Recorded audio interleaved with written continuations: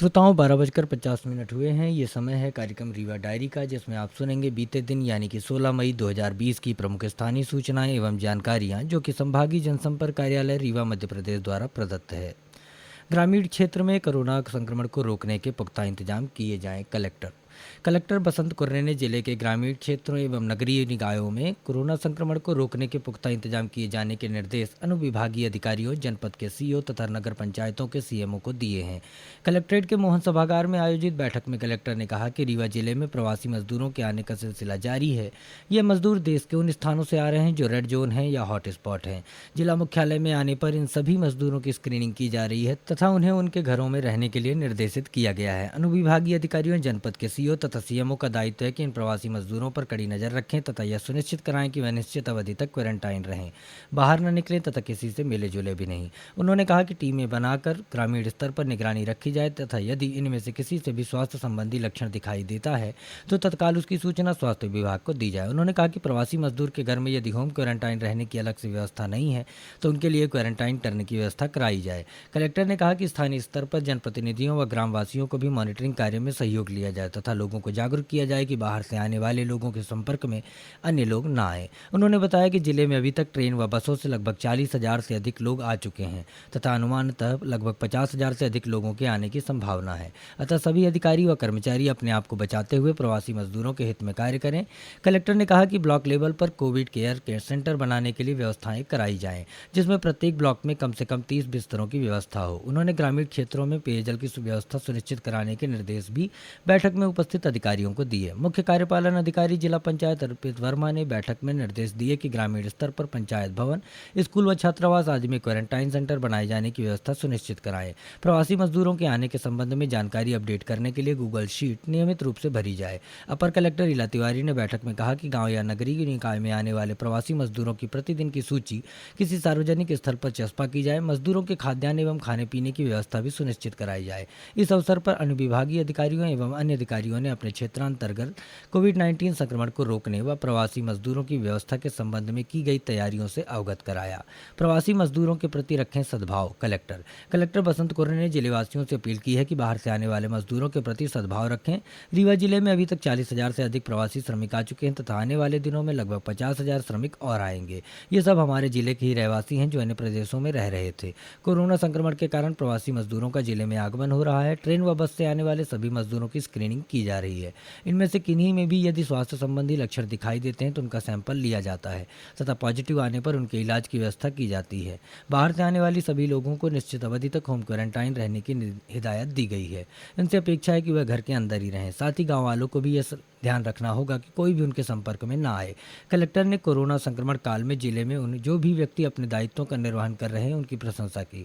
उन्होंने doctors, paramedical staff, नगर निगम के कर्मचारी, अधिकारी, पुलिसकर्मियों एवं मीडिया कर्मियों की उनके द्वारा दिए जा रहे सहयोग के प्रति आभार व्यक्त किया है तथा कहा है कि यह सभी लोग अपने आप को बचाते हुए कोरोना संक्रमण के इस काल में अपने दायित्वों का निर्वहन करते हुए सहयोग देंगे। विद्यार्थी, शिक्षक एवं अभिभावक लॉकडाउन के अनुभवों को करेंगे साझा।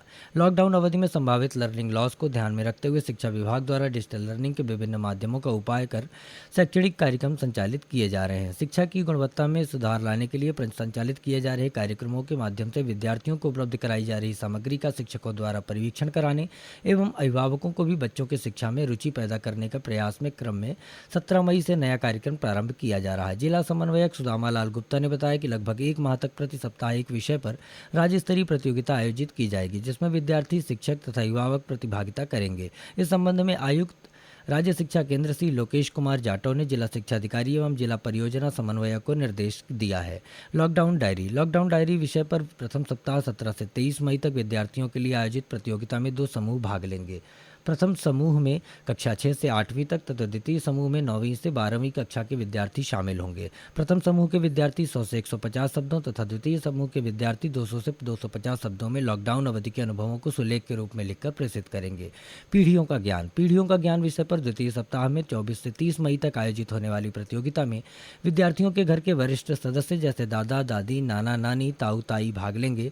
वरिष्ठ सदस्य 1 से 2 पेज में अपने जीवन के ऐसे अनुभवों को लिखकर भेजेंगे जिसने कभी कोरोना संकट जैसे अन्य राष्ट्रीय या वैश्विक समस्या का सामना करना पड़ा हो तो उस समय समाज ने उसका कैसे सामना किया था। वर्तमान लॉकडाउन में उन्होंने कैसे अपने घर परिवार के विद्यार्थियों बच्चों को अनुभवों की सीख प्रदान की तथा उन्हें शैक्षिक प्रोत्साहन प्रदान किया। प्रति सप्ताह परिवारिक विषय पर आयोजित प्रतियोगिता 31 मई से 6 जून तक आयोजित की जाएगी, जिसमें विद्यार्थियों के माता पिता या पालक या अभिभावक भाग लेंगे। इसमें उन्हें 1 से 2 पेज में कोरोना संकट के लॉकडाउन के समय में अपने बच्चों को शैक्षिक और रचनात्मक गतिविधियों से जोड़ने में किए गए सहयोग से संबंधित अनुभव साझा करने होंगे।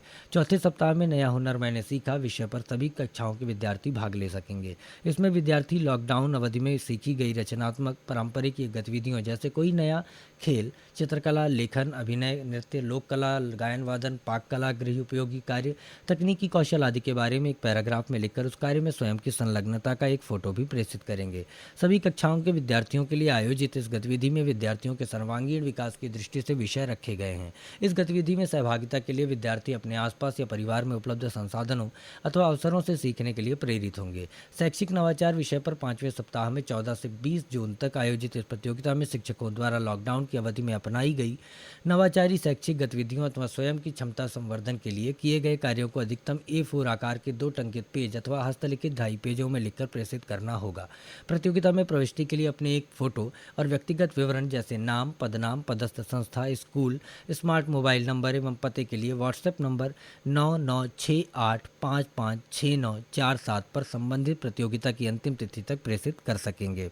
वनाधिकार के दावों का 30 जून तक अंतिम रूप से निराकरण कराएं। Commissioner doctor Bhargava. रीवा संभाग के कमिश्नर डॉक्टर अशोक भार्गव ने संभाग के सभी जिलों के कलेक्टरों को वन मित्र पोर्टल में दर्ज वनाधिकार के दावों के निराकरण के निर्देश दिए हैं। उन्होंने कहा कि वनाधिकार के सभी दावों का शासन द्वारा निर्धारित समय सीमा 30 जून 2020 तक अनिवार्य रूप से निराकरण करें। इस संबंध में शासन द्वारा संशोधित समय सारणी निर्धारित की गई है। सभी अमान्य वनाधिकार दावे तथा नवीन दावे वन मित्र पोर्टल पर अपलोड कर दिए गए हैं। इनके निराकरण के लिए निर्धारित प्रक्रिया 30 जून तक पूरी करें। इससे हजारों वनवासी तथा गरीब परिवारों को भू अधिकार पत्र प्राप्त होंगे। कमिश्नर डॉक्टर भार्गव ने कहा कि आदिम जाति कल्याण विभाग द्वारा निर्धारित कार्यक्रम का पालन करते हुए कलेक्टर 20 मई तक पंचायत सचिवों की प्रोफाइल अपडेट कराएं।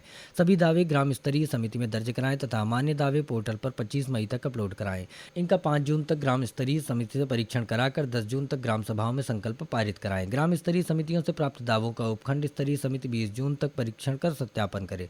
सत्यापन के बाद जिला स्तरीय समिति को 30 जून से पूर्व बैठक आयोजित कर उपखंड स्तरीय समिति से प्राप्त दावों का अंतिम रूप से निराकरण करें। कमिश्नर डॉक्टर भार्गव ने कहा कि यदि वन मित्र पोर्टल पर वनाधिकार समिति द्वारा परीक्षण एवं निरस्त तथा नवीन दावों के वर्गीकरण के दौरान सॉफ्टवेयर में त्रुटि हो जाती है तो उसे सुधारने केवल एक अवसर मिलेगा। इसलिए पूरी सावधानी के साथ सभी दावों का वर्गीकरण करके सही कॉलम में अपलोड कराएं। गरीबों के कल्याण के इस कार्य को शासन द्वारा तय समय सीमा में पूरा कराएं। इसी के साथ आज की रीवा डायरी का ये अंक यहीं समाप्त होता है। कल पुनः मुलाकात होगी। तब तक घर में रहिए, सुरक्षित रहिए और सुनते रहिए आकाशवाणी रीवा। नमस्कार।